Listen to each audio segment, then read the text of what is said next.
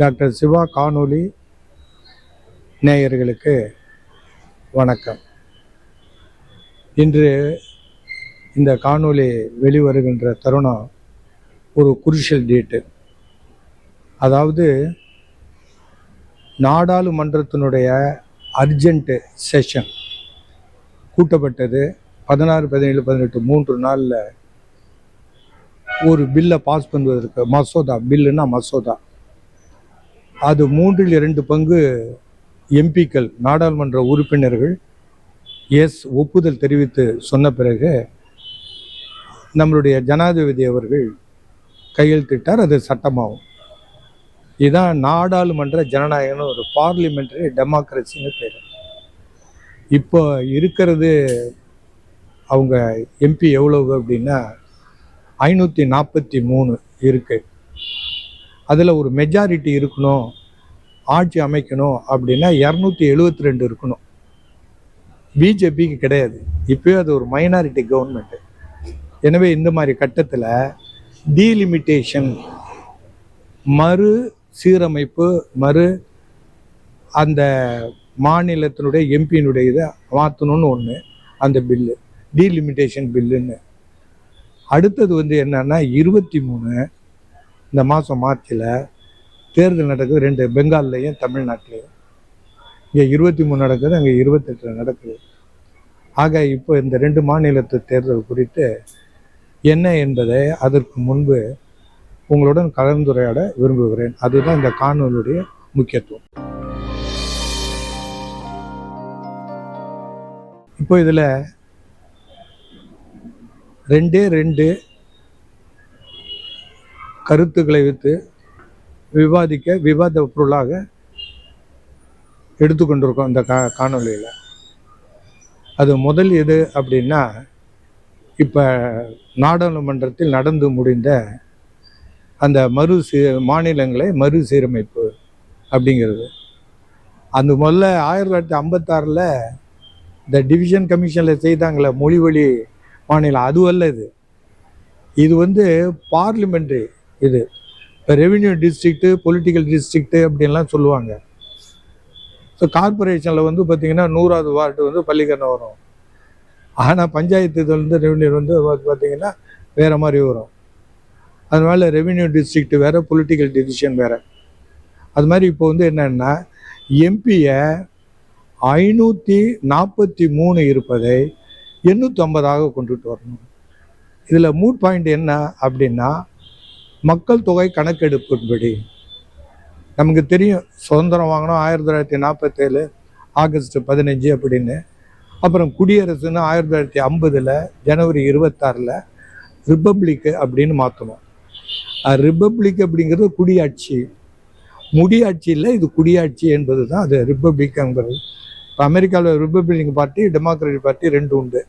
இப்போ Donald Reagan எதனுடைய president அப்படின்னா ரிப்பப்ளிக் பார்ட்டி. முதல்ல பைடன் இருந்தது அப்படின்னா டெமோக்ராட்டிக் பார்ட்டி.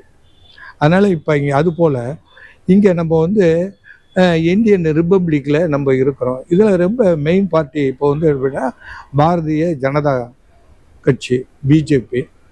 அதுக்கு முன்னாடி ஜனசங்கம்லாம் இருந்தது. அதுக்கு ரைவில் காங்கிரஸ். 2004 14 வரலும் விபி சிங்கு இதாக இருந்தார் பிரைம் மினிஸ்டர். பிறகு 2014 இன்றைய வரையிலும் யார் இருக்குன்னா மோடி அவர்கள் இருக்கிறார்கள். இப்போ மக்கள் தொகைங்கிறது 1951 61, 71 அப்படியே வந்தது. அப்போ இப்போ என்ன ஆயிடுச்சு, எந்த பாப்புலேஷன் கணக்கை எடுத்துக்கிட்டு இந்த மறு சீரமைப்பு செய்கிறது. ஏன்னா மக்கள் தொகையின் அடிப்படையில் அப்படிங்கிறது ஒத்துக்கொள்ளப்பட்டு விட்டது. அது எப்போ 1976 42வது அமெண்ட்மெண்ட் கொண்டு வந்தப்ப எமர்ஜென்சி. 1976ங்கிறது எமர்ஜென்சி, நெருக்கடி காலத்தில் கொண்டுகிட்டு வந்தப்பட்டது. அப்போ என்ன கொண்டு வந்தாங்க அமெண்ட்மெண்ட்டு, 42வது அமெண்ட்மெண்ட்டு. இப்போ மோடி அவர்கள் சொல்கிறது 131வது அமெண்ட்மெண்ட்டு. அந்த 42வது அமெண்ட்மெண்ட்டு மிக சிறப்பானது அது. ஆனால் எமர்ஜென்சியில் கொண்டு வந்தது, ஃபண்டமெண்டல் ரைட்ஸ் எல்லாம் தூக்கி எறியப்பட்டு வந்தது. எமர்ஜென்சியில் ஜனநாயக படுகொலைன்னு சொல்லி பல பேர் கைது செய்யப்பட்டார்கள் அப்படிங்கிறலாம் நமக்கு தெரியும்.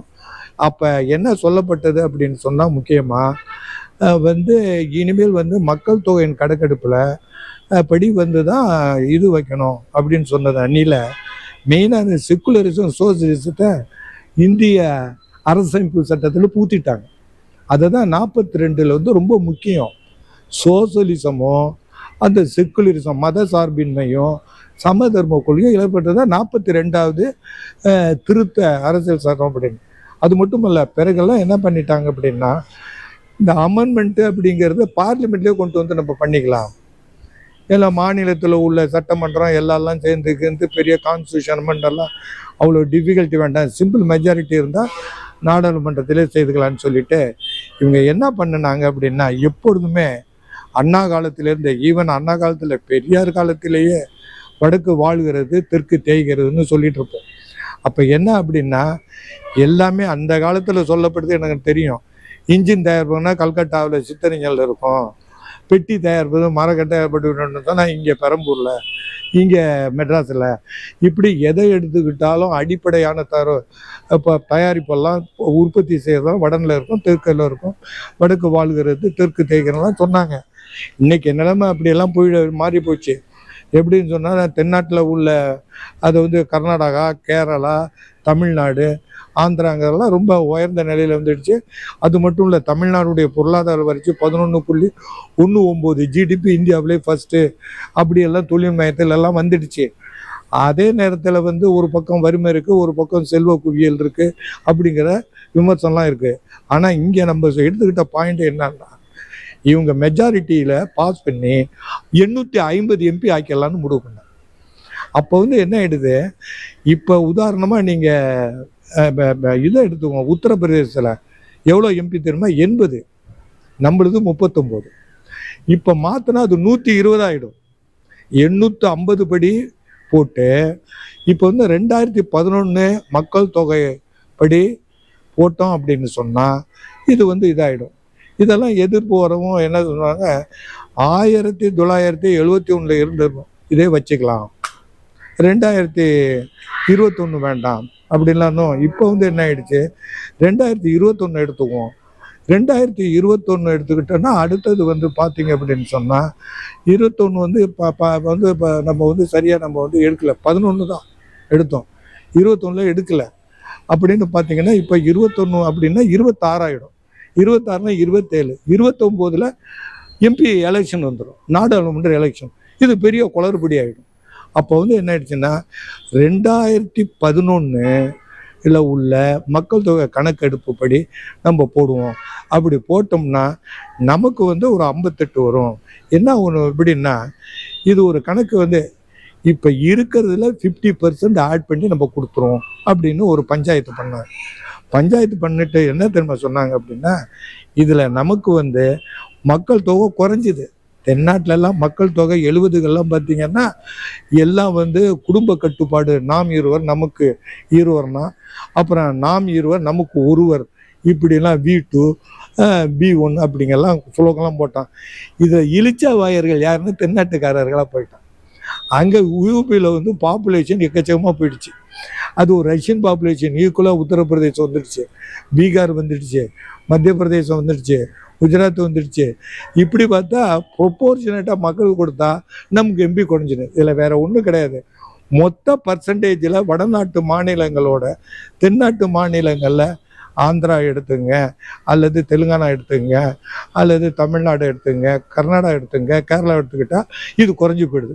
அப்போ டிபேட்லேயும் மற்ற ரெப்ரசன்டேஷன் வந்து பீப்புள்ஸ் ரெப்ரசன்டேஷனுங்கிறாங்கள, மக்கள் பிரதிநிதித்துவம் குறைந்து விடுகிறது அப்படின்னதும் இப்போ என்ன சொல்லிட்டாங்க அப்படின்னா, நாங்கள் பர்சன்டேஜை அப்படியே மெயின்டைன் பண்ணுறோம் அப்படின்னு இப்போ அமித்ஷாவும் மோடியும் சொல்லி, ஏன்னா 79 எலெக்ஷன் முன்னாடி இதை முடிச்சாகணும், அது மட்டும் இல்லை பெண்களுடைய ரிசர்வேஷனுங்க நம்ம ஒத்துக்கணும் அப்படின்னு 2 கிளப் பண்ணி பில்லு கொண்டு வந்தாங்க.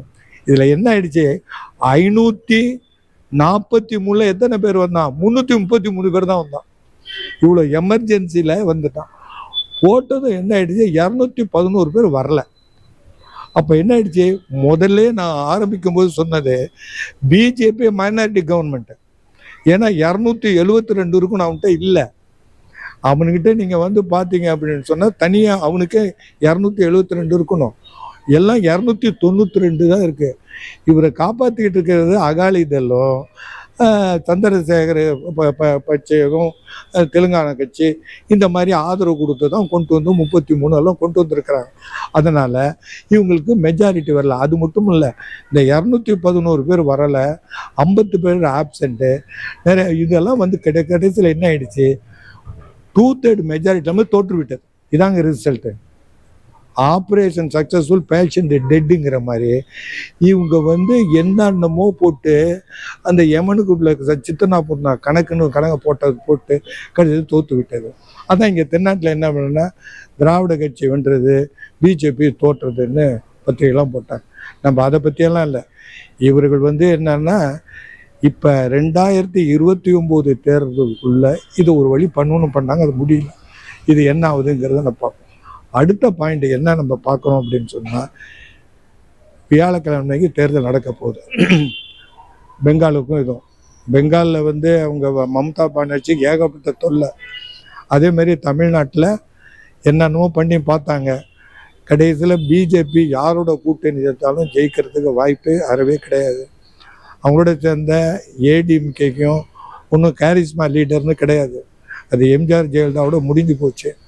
இப்பெல்லாம் ஜாதி பணம் இருந்தால், ஆனால் அவர் ஆண்ட காலத்தில் 2 முறை அவங்க ஏடிஎம்கே இருந்ததில் பல சாதனைகளாக செய்திருக்காங்க, மறுக்க முடியாது. மக்கள்கிட்ட ஆதரவு இருக்குதான். அதேமாரி டிஎம்கே 5 ஆண்டுகளை செய்திருக்கிறாங்க. இதனில் இப்போ என்ன வந்துடுச்சுன்னா டிவிகே வந்துடுச்சு. இந்த டிவிகேங்கிறது தமிழக வெற்றி கழகம் விஜயனுடைய இது. இப்போ அது வந்து என்ன ஆயிடுது, ஸ்கிராம்பிளர். பீஸ் கோயல் சொன்னார், அது ஸ்கிராம்பிளர்னால் தான் வாழ்கிறத விட எதிரவனை கெடுக்கிறது. அதான் ஸ்கிராம்பிளர். அதாவது எதிரிக்கு எனக்கு ஒரு கண்ணு போனாலும் பரவாயில்ல, எதிரிக்கு 2 கண்ணு போகணுங்கிறது. அந்த மாதிரி இப்போது வந்து என்ன ஆயிடுச்சுன்னா, இப்படி தான் விஜய் இருப்பார்னா அது அப்சைட் டவுனாக போயிடுச்சு. இது எல்லாருடைய கால்குலேஷனும் தோற்று விட்டது. இப்போ என்ன ஆயிடுச்சுன்னா சேஞ்ச் வேணும். ஏடிஎம்கே ஆந்துடுச்சு 10 வருஷம், டிஎம்கே 5 வருஷம். இதில் தொக்கி நிற்கிறது, விஞ்சி நிற்கிறது ஊழல் ஆட்சி. இலவசம்லாம் எல்லாம் கொடுத்தாலும் அந்தாண்ட ஒரு பக்கம் கடன் இருக்குது. கடன் வாங்கி கல்யாணம் பண்ணது மாதிரி இப்போ என்ன ஆயிடுச்சு, அந்த வரவு 8 செலவு 10 கடைசி துந்தனான்னு தமிழ்நாடு பட்ஜெட்டே ஆயிடுச்சு. ஏன் 4 லட்சம் கோடி இருந்தது 2021 இன்னைக்கு 10 லட்சம் கோடிக்கு மேலே 11 லட்சம் கோடி அளவும் கடனை வந்துடுச்சு. அதனால வட்டியை கட்டுறதே ஒவ்வொரு லட்சம் கட்டிட்டு இருக்க வேண்டியிருக்கு. அங்கேயும் வந்து சென்ட்ரல் கவர்மெண்ட்ல 85 லட்சம் கோடி கடன் வாங்கியிருக்காங்க. 2 பேருக்கும் என்ன ஆயிடுச்சுன்னா தானிக்கு தீனின்னு ஆயிடுச்சு. மேலே அவனும் வந்து ஈயத்தை பார்த்து இழிச்சுதான் பத்தலைன்னு மத்திய அரசும் தோல்வி அடைஞ்சு விட்டது பொருளாதாரத்தில். இங்கே டிஎம்கேயும் பொருளாதாரத்தில் தோல்வி அடைஞ்சு விட்டது. இலவசம் என்று கொடுத்தாலே என்னன்னா இயலாமைன்னு அர்த்தம். தானே நடக்காமல் நடவண்டி அடிச்சுட்டு குழந்தையா இருக்கும் போது நடவண்டி வச்சுக்கலாம். நீ பிறந்ததுலேருந்து சாவர வெள்ளம் ஒருத்தன் உதவியில் இருக்கணும் அப்படின்னா அது முடமான பொருளாதாரம்.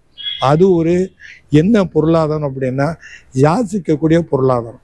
அதனால் காலை உணவும் போடுறேன், மத்தியானமும் போடுறேன், உனக்கு மாதம் 1000 ரூபா தரேன் அப்படின்னா வேலையை பற்றி கவலைப்படாது. அதனால் இந்த பட்ஜெட்டில் இந்த மேனிஃபெஸ்டோ நான் பார்த்தவரில் என்னன்னா, இலவசம் கொடுப்பது என்பது இந்த பொருளாதாரத்தினுடைய ஒரு இழிநிலையை காட்டக்கூடியதாகும்.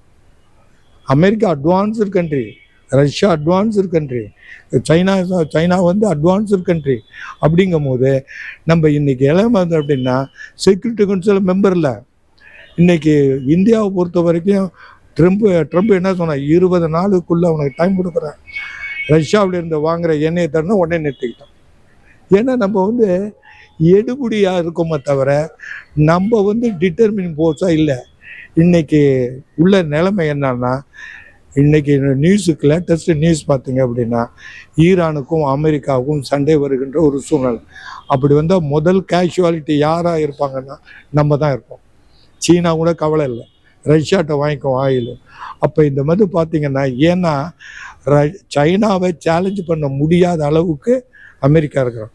அந்த அளவுக்கு நம்ம வரல. நம்மளுடைய மக்கள் தொகை இன்னைக்கு 146 கோடி. சைனீஸ் பாப்புலேஷன் 141 கோடி, நம்ம 146. என்ன ஒரு முக்கியமான செய்தியில் சொல்கிறோம் அப்படின்னா, இன்னைக்கு PLAங்கிறான். என்னன்னா பீப்புள்ஸ் லிபரேஷன் ஆர்மி. அப்படின்னா என்னன்னா ட்ரெடிஷனல் வார்லேருந்து எங்கே போயிட்டான், டிஜிட்டல் வேர்ல்டை கண்ட்ரோல் பண்ணி ட்ரெடிஷனல் வார்லேருந்து டிஜிட்டல் வேர்ல்டு வார் கொண்டு வர்றது.